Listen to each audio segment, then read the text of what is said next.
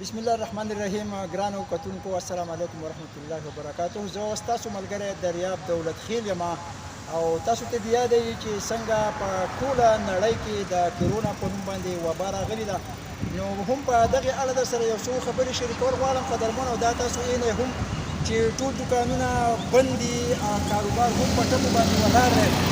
الله دې موږ په دې ازمیښت کې اول نه اول کامیاب کړي، ځکه چې کله موږ سوچ کوو نو زه چې کېدای شي چې دا د رب ذوالجلال لخوا یو ازمیښت په موږ باندې او الله تعالی ګوري چې آیا زما د بندګان په ځمکه باندې د یو بل سره څه سلوک کوي او څه ښېګڼه کوي.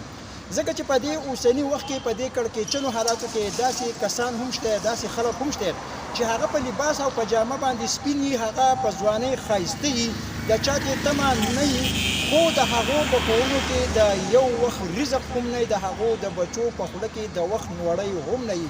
نو په دې اړه سره قدرمنو ستاسو سره دا یو څو خبرې شریکول غواړم د خپل پیج لخوا چې که هر څومره شتمن او ښه خلک دی او یقینا چې په هر علاقه په هر محله یونین کونسل کې داسې شتمن خلک شته چې هغه وګوري او هغه داسې تحقیق وکړي چې آیا زمونږ په خواوشا زمونږ په ګیر چاپېره ماحول کې داسې کم خلک دی یا کم غریبانان دي چې د هغوی کره به د رزق نوړی نه وي، د هغوی کره به د وخت ډوډۍ نه وي.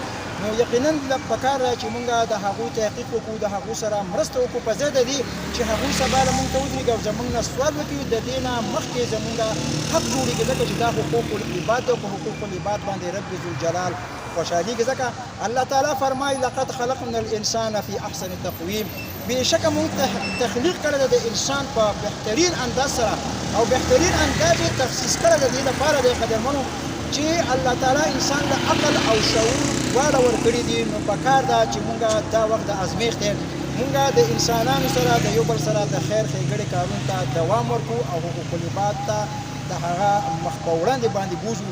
نو الله دې زموږ نه رضا شي. ستاسو زیات وخت نه نیسم، خو یو ځل بیا د شتمنو خلکو نه د هغوی نه غوښتنه کوم چې هغوی دې په خپل ګیر چاپېره ماحول باندې نظر واچوي، په هغه چا باندې چې څوک سوال نشي کولی، څوک څه غوښتلی نشي، او د هغوی دپاره د رزق رسایي، د هغوی د بچو د رزق رسایي هغه یقیني کړي.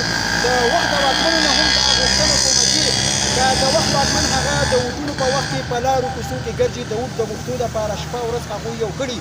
دا وخت د هغې خلکو د امتحان دی او قوم دې هم په دې نظر وساتي چې آیا دا وخت په دې ستړي په دې ستغ وخت کې په دې مشکل حالاتو کې مونږ لا کم ایم این ای راغی، مونږ لا کم ایم پی ای راغی، یا د وخت کم واکمن راغی په دې ستونزه کې، په دې مصیبت په دې حالاتو کې زموږ سره اوږه په اوږه ودرېدو. الله دې زموږ حامي او ناصر شي. خپل ملګري دریاب دولت خیل د بل پروګرام پر اجازت ورکوي. په الله مو سپارم. د الله په امان.